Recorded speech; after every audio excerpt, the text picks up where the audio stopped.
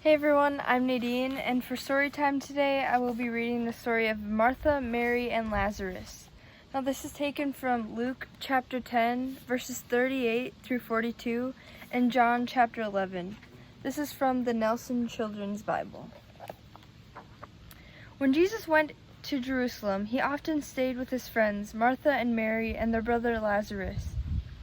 They lived at Bethany, about 2 miles from the city. Martha was always busy with the cooking and housework. She was good at it. Mary was the quiet one. When Jesus came to stay, she somehow forgot about the work as she listened to him.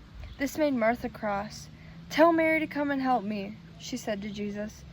"Martha," he said, "do not fuss. You are worrying about too many things. A simple meal will do. Mary is right to listen to me while she can." One day, the sisters sent Jesus a message. Lazarus is very ill. They knew how Jesus loved them all, and they expected him to come straight away. But instead he stayed where he was for 2 days. He knew by then that Lazarus was dead. But God had a special purpose in all this. "Let's go now," Jesus said to the 12. "It's dangerous," they said. "You have too many enemies in Jerusalem." But Jesus clearly meant to go, so Thomas said, "Let's all go with him, then we can die together." When Jesus arrived, Lazarus had been in the grave for 4 days. Martha came out to meet him. "If only you'd been here," Martha said, "my brother would not have died." "He will live again," Jesus said. "I know he will, when God brings all the dead back to life at the resurrection," Martha answered. "I am the resurrection and the life," Jesus said to her.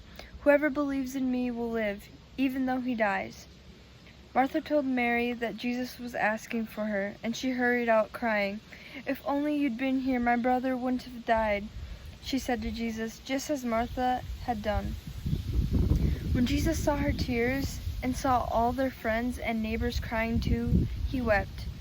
Everyone could see how much he had loved Lazarus. They wondered more than ever why he had not come sooner. Jesus led them to the grave. "Take the entrance stone away," he ordered. Martha protested. "He's been in there 4 days. The body will smell." "Didn't I tell you that if you believed, you would see God's glory?" Jesus said. He prayed, and then he called in a loud voice, "Lazarus, come out." Lazarus came, still wrapped from head to toe in grave clothes. They wound dead bodies in those days. "Unwrap him and set him free," Jesus said. The people who saw it believed that Jesus had been sent to them by God. But when the Pharisees and the chief priests in Jerusalem heard what had happened, they held a meeting. "If we don't put a stop to this," they said, "everyone will believe in Jesus. The Romans will suspect a rebellion, and they will destroy us all."